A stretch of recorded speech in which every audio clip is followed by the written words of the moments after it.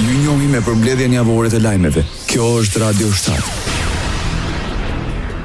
Presidenti amerikan Donald Trump vlerëson pozitivisht ecurinë e zhvillimeve për arritjen një marrëveshje të paqes në Ukrainë, pas propozimit të një plani 28 pikësh. A është vërtet e mundur që të bëhet përparimi i madh për bisedimet e paqes midis Rusisë dhe Ukrainës? Mos e besoni derisa ta shihni, por diçka e mirë mund të jetë duke ndodhur. Zoti e bekoft Amerikën, shkruan Donald Trump në një postim në Truth Social. Pas takimit, sekretari amerikan i shtetit Marco Rubio dhe kreu delegacionit Ukrainës kanë vlerësuar se bisedimet kanë qenë shumë produktive. Merret presidenti i Ukrainës Volodymyr Zelensky tha se dhënia e territorit Ukrainas Rusisë është problemi kryesor për arritjen e një marrëveshje paqe. Sipas tij, kjo do të shënonte një precedent të rrezikshëm.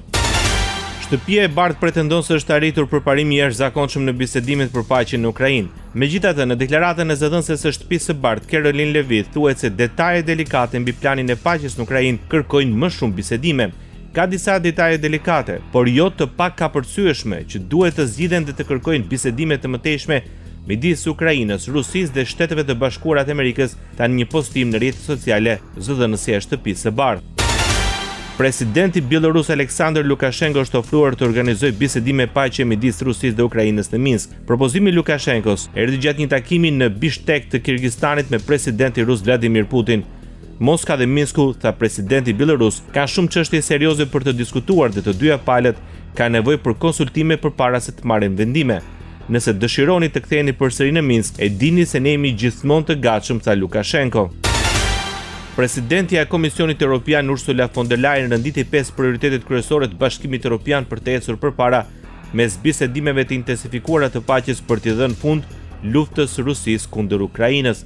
Gjatë një fjalimi në Parlamentin Evropian, ajo nënvizoi se partneriteti i parë është që çdo marrëveshje të sigurojë një paqe të drejtë dhe të qëndrueshme. Any agreement should deliver a just and lasting peace. And it should ensure real security for Ukraine and Europe. E dyta është mbështetja e sovranitetit të Ukrainës. E treta sigurimi i nevojave financiare të Ukrainës.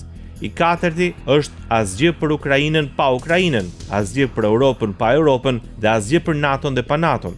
Ndërsa prioriteti i fundit është kthimi i çdo fëmie e Ukrainës të rrëmbyer nga Rusia. Sekretari i përgjithshëm i NATO-s Mark Rutte tha se propozimi amerikan për paqe ka ndihmuar që Kievi dhe Washingtoni të afrohen drejt përfundimit të luftës mes Rusisë dhe Ukrainës. Në intervistë për Radio Europa Lir nga selia e Aleancës në Bruksel më 24 nëntor, Rutte përshkroi si shumë të suksesshëm raundin e bisedimeve të zhvilluara gjatë fundjavës për propozimin e Washingtonit. Well, obviously, some of the elements have to be really thought through, but what you've seen yesterday in the meeting in Geneva, that as a basis, it helped to bring Ukraine and the US very close on the way forward. Plani publikuar nga disa media ndezi alarmi në disa kryeqytet europiane me disa që quajtën atë si listë dëshirash të Kremlinit. Ministri Gjermani i Mbrojtjes Boris Pistorius paralajmëron për rrezikun e lëshimeve të detyruara territoriale të njanshme nga Ukraina në negociatat e vazhdueshme të paqes. Ukraina duhet të jetë gjithashtu në gjendje të mbrojë veten në të ardhmen, tha Pistorius në Bundestag gjatë një debati mbi buxhetin e mbrojtjes. Kjo kërkon një forcë të armatosur dhe garanci sigurie të forta dhe të besueshme, veçanërisht nga Shtetet e Bashkuara të Amerikës të AI. Asgjë që ndikon në të ardhmen e shteteve europiane, NATO-s ose Bashkimit Evropian nuk duhet të negociohet, apelon ministri gjerman i mbrojtjes. Ministria e Mbrojtjes së Rumanisë, vend kufitar me Ukrainën, tha se do të blejë sisteme franceze të mbrojtjes ajrore Mistral në vlerën prej mbi 626 milionë eurosh. Blerja është pjesë e një marrëveshje të përbashkët prokurimi me disa shtete të tjera të Bashkimit Evropian për 231 sisteme të mbrojtjes ajrore Mistral dhe 934 raketa. Në marrëveshje përfshihen dhe trajnime, simulatorë dhe logjistika. Në njoftimin e lëshuar nuk u specifikua se kur këto pajisje do të dërgohen në Rumani. Mbrojtja ajrore rumune aktualisht përfshin avion luftarak F-16, sisteme Patriot, lëshues raketash HIMARS të prodhuara nga Lockheed Martin, raketa me rrezet të shkurtër veprimi Kiron të Koresë së Jugut dhe armë kundër avionëve Gepard të prodhimit gjerman.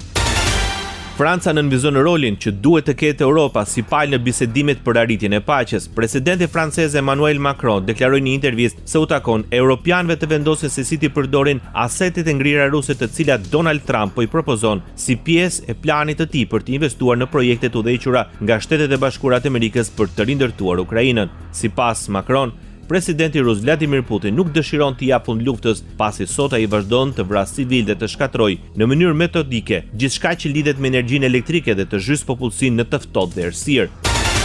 Moska intensifikon sulmet ndaj Ukrainës. Forcat ruse nisën një sulm të kombinuar ajror kundër Ukrainës duke përdorur raketa kruiz dhe balistike si dhe dron sulmi. Të paktën 4 persona janë vrarë në një sulm rus në një lagje të Kievit. Sipas kreut të administratës ushtarake të qytetit, edhe një ndërtesë nëntkatëshe u godit gjithashtu, ndërsa zjarret në katet e sipërme janë shuar dhe po punohet për kërkimin e viktimave të mundshme.